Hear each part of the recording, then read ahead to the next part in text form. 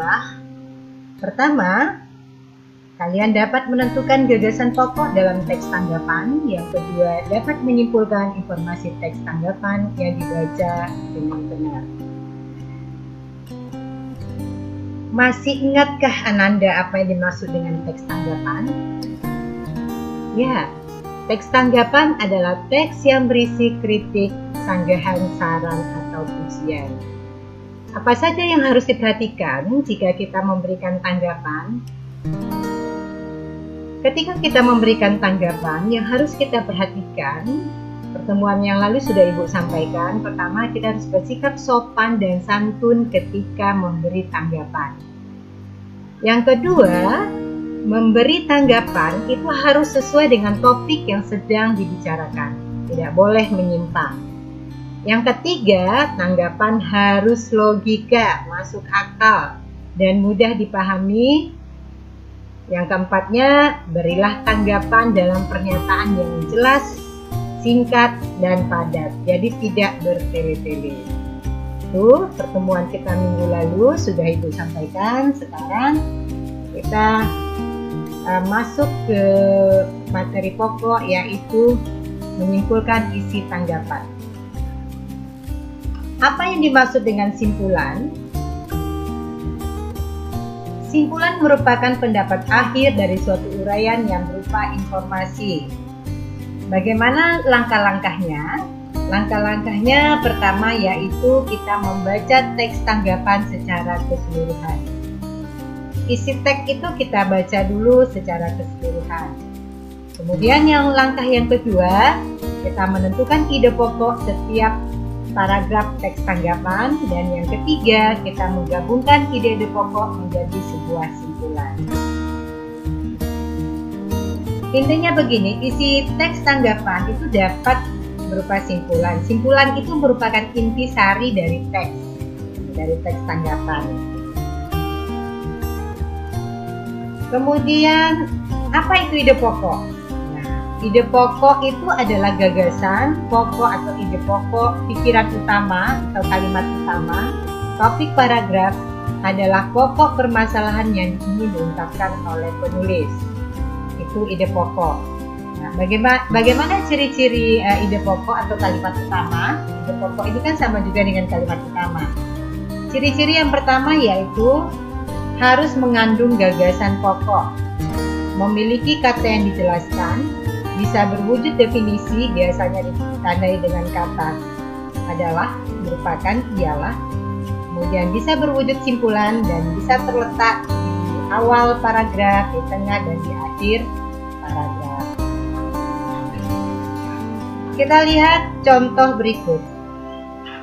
Hujan deras selama 4 jam berturut-turut menyebabkan meluapnya air sungai di beberapa titik. Hal tersebut menyebabkan terjadinya banjir dan dapat menghambat aktivitas sehari-hari. Air yang meluap ini menyebabkan tergenangnya jalan-jalan di kampung, sehingga mempersempit ruang gerak dari warga. Bahkan jalan protokol pun ikut tergenang dan semakin menghambat jalannya lalu lintas di Jakarta. Keadaan ini diperkirakan akan berlangsung dalam waktu 24 jam ke depan, apabila tidak ada penanganan efektif dari Pemprov DKI Jakarta. Nah, ini teks. Bagaimana kita mau menentukan ide pokok atau kalimat utamanya? Kita lihat pembahasannya. Nah, simpulan. Simpulan adalah banjir yang terjadi menyebabkan terhambatnya aktivitas warga. Dari mana kita dapat simpulan ini? Nah, simpulan ini cocok dengan kalimat dari paragraf di atas. Lihat paragraf kalimat pertama. Kalimat pertama itu, hujan deras selama 4 jam berturut-turut menyebabkan meluapnya air sungai di beberapa titik. Ini adalah kalimat utamanya atau ide pokoknya. Nah, dari sini kita dapat membuat simpulan bahwa banjir yang terjadi menyebabkan terhambatnya aktivitas warga. Simpulan dari ide pokok tersebut. Kita lihat kembali yang lainnya. Nih, di sini contohnya, merebus air tidak harus dengan api, namun juga menggunakan sinar matahari. Caranya, siapkan botol dan cuci sampai bersih. Masukkan air ke dalam botol, tutup rapat, dan panaskan di bawah sinar matahari. Lama pemanasan adalah sekitar 6 jam. Setelah 6 jam, ambil botol, kemudian dinginkan sebentar, sekitar 5 menit. Air siap untuk diminum. Mana kalimat utamanya atau ide pokoknya? Ide pokoknya yaitu cara lain merebus air. Nah, ini cara lain merebus air. Simpulannya, cara merebus air bukan hanya merebusnya dengan api, bisa juga dilakukan dengan memanaskannya di sinar matahari selama 6 jam. Nah, ini simpulan yang kita ambil dari ide pokok atau kalimat utama.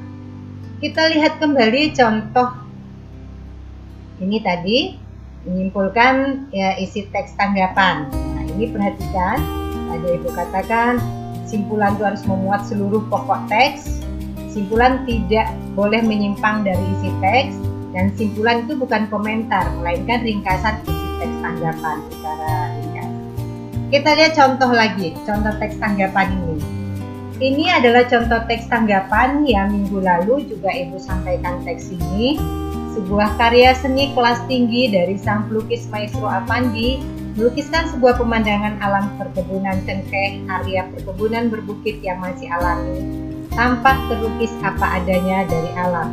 Untuk menghidupkan suasana pada lukisan dihadirkannya figur manusia sebagai objek pendukung. Tetapi inti dari lukisan yang menunjukkan adanya aktivitas kehidupan yang menyatu dengan alam. Ekspresi goresan khas Affandi terlihat unik, yang menjadikan lukisan ini istimewa. Seperti pada kebanyakan lukisan Affandi yang selalu menempatkan matahari sebagai bagian dari objek utama, tapi dalam lukisan ini penempatan matahari tampak unik, seolah sang pelukis mengambil perspektif posisi di balik matahari. Tampak dalam lukisan matahari tidak di balik bukit tetapi di atas bukit dan menutupi bukit. Keunikan ini mungkin hanya dimiliki oleh Affandi sebagai cara sudut pandang dia dalam berekspresi, di mana kualitas imajinasinya sebagai seorang pelukis maestro pertama. Nah, bagaimana kita mau menyimpulkannya teks tanggapan ini? Pertama, kita identifikasi dulu. Nah, kemarin kita sudah melakukan identifikasi, ini contoh dari identifikasi teks yang Ibu bacakan tadi. Nah, setelah kita identifikasi, kita gabungkan identifikasi tadi menjadi satu. Contoh, lukisan kebun cengkeh karya sang maestro Affandi telah ditanggapi oleh seseorang tanpa nama, anonim. Bentuk tanggapan berupa pujian karena hanya menyajikan unsur-unsur kebaikan dari objek yang ditanggapi. Tanggapan dimulai dengan sajian konteks berupa nama pelukis, deskripsi tentang lukisan berupa pemandangan alam di kebun cengkeh, figur manusia dan tampilan matahari, dan pujian berupa keunikan dan kualitas imajinasi Affandi yang tinggi. Nah, hasil dari identifikasi kita tadi ini kita jadikan satu begini. Nah, setelah itu barulah kita simpulkan dari ringkasan yang ini tadi. Nah, ini tadi yang hasil identifikasi tadi, kita buat suatu ringkasan dengan satu kalimat. Contoh, lukisan kebun cengkeh karya Affandi telah ditanggapi dalam bentuk pujian bahwa lukisan tersebut memiliki keunikan dan mencerminkan kualitas imajinasi Affandi yang tinggi. Nah, ini anak-anakku yang dapat Ibu sampaikan bagaimana cara membuat ringkasan.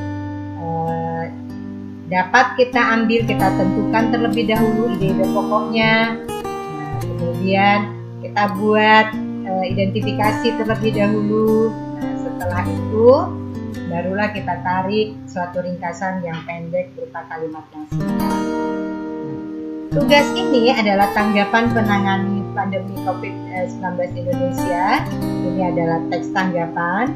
Kemudian Ananda tugasnya yaitu tentukan ide pokok tiap paragraf, setelah itu gabungkan jadi satu dan buat kesimpulannya. Ini tugas yang mandiri yang akan Ananda kerjakan. Kemudian kumpulkan tugas ini di Google Classroom. Demikian saja, tetap semangat. Sedikit kemajuan setiap hari di dalam dirimu menambah sesuatu hingga hasil yang besar. Terima kasih, sampai jumpa. Wassalamualaikum warahmatullahi wabarakatuh dan selamat pagi.